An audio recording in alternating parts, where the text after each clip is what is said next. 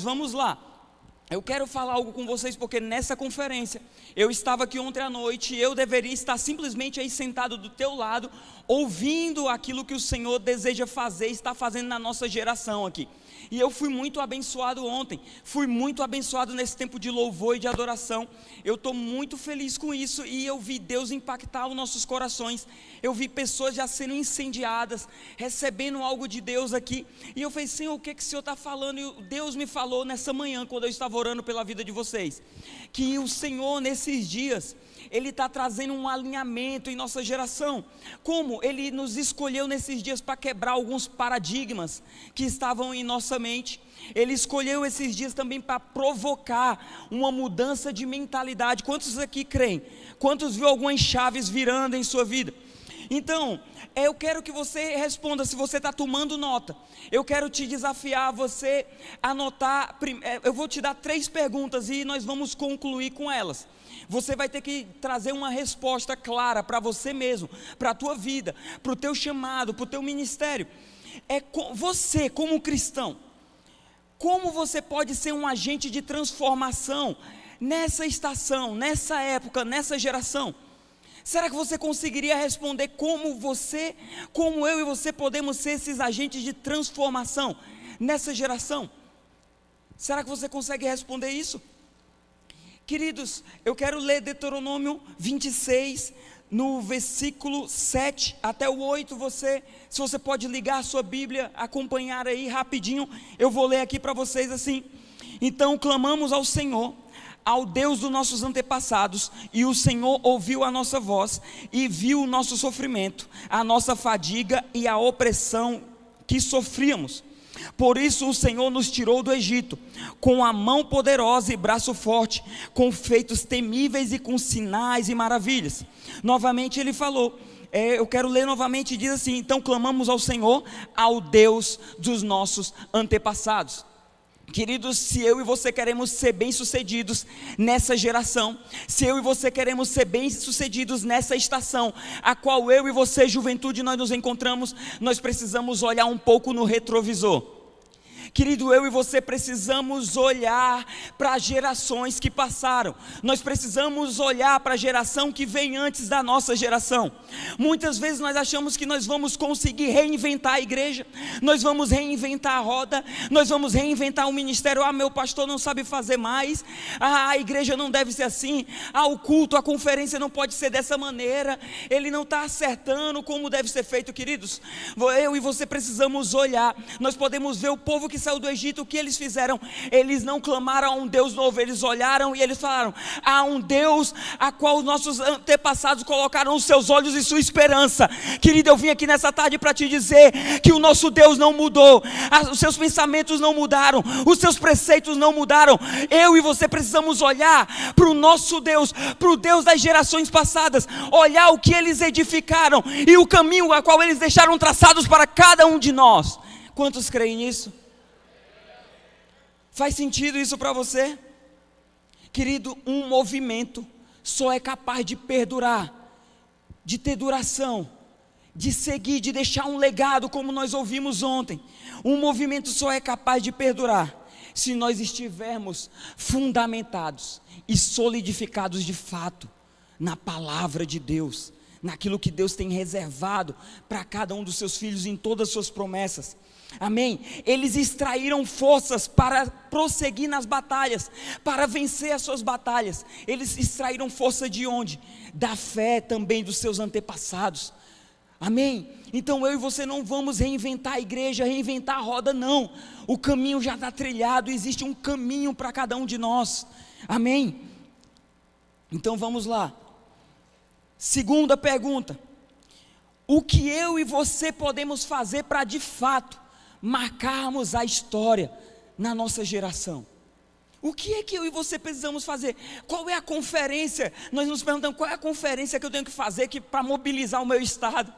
Qual é o culto? O que é que eu tenho que fazer no meu culto de juventude para reinventar aí, para atrair a galera?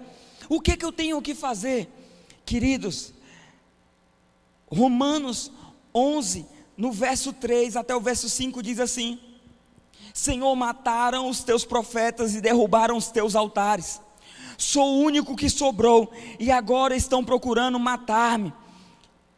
E qual foi a resposta divina? Reservei para mim 7.000 homens que não se dobraram os joelhos diante de Baal. Assim hoje também há um remanescente escolhido pela graça. Queridos, a juventude do Ceará, que vai impactar, que marcar a política, que marcar o ambiente empresarial, que vai marcar as universidades, é uma juventude de remanescentes. Olha para a pessoa do teu lado e fala assim: remanescentes. Querido, o Senhor está procurando não o melhor culto, não a melhor conferência, não o melhor pregador. Ele está procurando uma juventude que possa permanecer. E eu pergunto: quantos aqui vão permanecer mediante a todas as dificuldades, diante a todas as suas batalhas, diante de todos os teus desafios?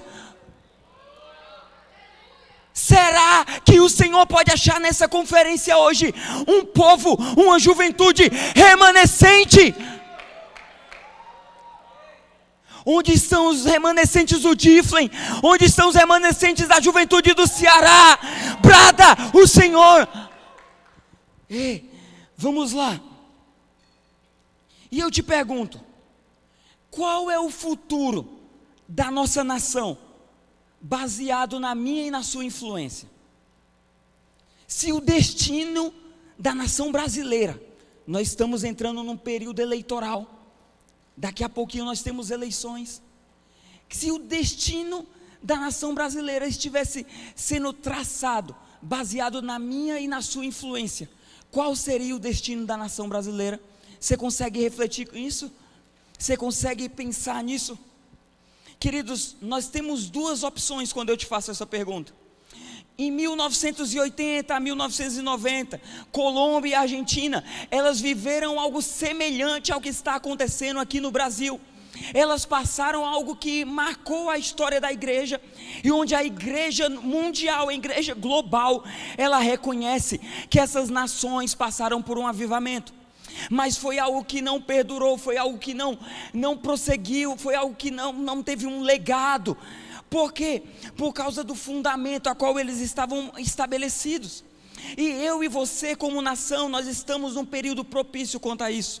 Então, querido, aquilo a qual nós vamos decidir diante das eleições, diante de uma urna, vai determinar o destino da nossa nação nos próximos 4 anos.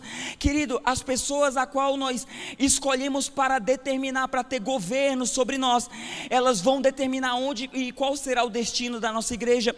As companhias a qual nós temos ao nosso redor, na nossa universidade, aonde nós vamos, elas determinam muito aonde eu e você vamos chegar, porque nós já aprendemos, nós já ouvimos que nós somos o resumo aí, uma média das 5 pessoas que nos rodeiam, de quem você tem se cercado, de quem você tem se rodeado. Então, queridos, essas nações nós podemos ver como hoje se encontra a Argentina. Há 4 anos atrás eu tinha um sonho, e eu tive a oportunidade de ir com a minha esposa na Argentina, e hoje quando eu olho para a Argentina, eu não tenho mais o desejo de voltar naquele lugar. Um dia desse, conversando com algumas pessoas em nossa casa, eu falei para minha esposa: aquele lugar deve estar devastado. Por quê? Porque a igreja começou a ser abafada naquele lugar. Começaram a minar, a roubar, a tirar a autoridade da igreja naquele lugar. E isso é um cenário a qual nós nos encontramos. Estão tentando calar a nossa geração. Talvez você não pode ter uma opinião divergente na tua universidade. Estão tentando calar a igreja hoje na nação a qual nós vivemos, em nível nacional, não só estadual, não só na cidade de Fortaleza. Vocês concordam comigo? Então nós estamos diante de um cenário propício, que é capaz de fazer com que a igreja no Brasil, ela seja disseminada, ela esteja escassa, querido. Mas nós temos uma segunda opção. Eu e você temos uma opção de, como igreja na nação brasileira, construir nos próximos anos, nesta geração, na geração a qual eu lidero, na geração a qual eu e você vamos liderar durante alguns anos ainda. Nós temos a oportunidade de construir uma cosmovisão bíblica. Queridos, se eu e você queremos construir, colaborar com um legado nessa geração, para as próximas gerações, aplanar o caminho para a nossa próxima geração, querido, eu e você precisamos dar bases sólidas para a próxima geração. Nós precisamos levar a nossa juventude, nós precisamos levar cada um de vocês a ter um engajamento bíblico, para que nós possamos culminar em uma reforma em nossa sociedade. Queridos, nós só vamos marcar a nossa geração se nos próximos anos nós formos uma juventude completamente engajada com a Bíblia, porque nem só de mover nós vamos viver, querido. Nós precisamos, para as gerações, para quem vai governar, querido, você vai escolher quem vai te governar, você vai escolher quem vai te governar baseado nos princípios a qual você crê, mediante a palavra. Queridos, nós não podemos compactuar de ideologias que não vão contra a palavra, mas o que acontece é que muitas vezes nós não conhecemos o que a palavra diz a respeito de determinados assuntos. Queridos, chegou a hora de nossa geração colaborar com uma geração que vai ter um engajamento bíblico de fato. Por quê? Porque quando nós estamos engajados, e aí eu finalizo, quando nós estamos engajados biblicamente, queridos, 60% das pessoas que sofrem com esvaziamento, isso é disseminado. As pessoas deixam de sofrer com o vazio. Por quê? Porque nós estamos fundamentando algo dentro delas. 61% dos números de pessoas que consomem pornografia também caem. Querido, nós estamos numa sociedade a qual a imoralidade, ela não está mais num âmbito só espiritual, ela virou algo do cotidiano. As pessoas, elas estão acostumadas a viver num âmbito imoral. É só você entrar no TikTok, sim ou não? É que ninguém aqui tem TikTok, Samuel, só a novidade de vida. Vamos lá. E quando você tem um engajamento de fato com a Bíblia, quando você tem ela como preceito máximo da tua vida, cresce em 200% o número de pessoas que compartilham sua fé. Querido, eu estou diante da geração no estado do Ceará, na cidade de Fortaleza, que não vai se envergonhar da mensagem a qual carrega. Eu estou diante de uma geração que vai participar desses índices de crescimento, que vão ser proclamadores, anunciadores no governo, nas universidades, no âmbito business, em todas as plataformas a qual tiver oportunidade. Eles serão a juventude, será a juventude que serão proclamadores das boas novas, amém? Queridos, e eu estou te dando, são fontes de pesquisa clara, da Barna, e aí eu finalizo porque eu quero orar por você. Até 2030, eu e você já somos uma grande maioria, mas até 2030 nós seremos 51%.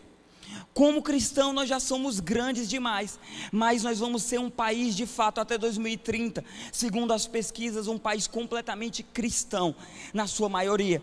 Mas isso de fato não vai determinar o destino da nação brasileira. O que de fato vai determinar o destino da nação brasileira é como eu e você nos posicionamos. Então esses dias o Senhor nos escolheu para nos posicionarmos de fato em favor da missão de Cristo aqui na terra, em favor do chamado de Deus como juventude nesse estado, nessa nação, em favor daquilo a qual Deus confiou dentro de você, amém? Então, queridos, o futuro da nossa nação não é determinado por de fato quem irá nos governar nos próximos 4 anos. Isso diz muita coisa, mas de fato o que irá determinar o futuro da nação brasileira nesses próximos anos é o meu posicionamento e o seu como juventude.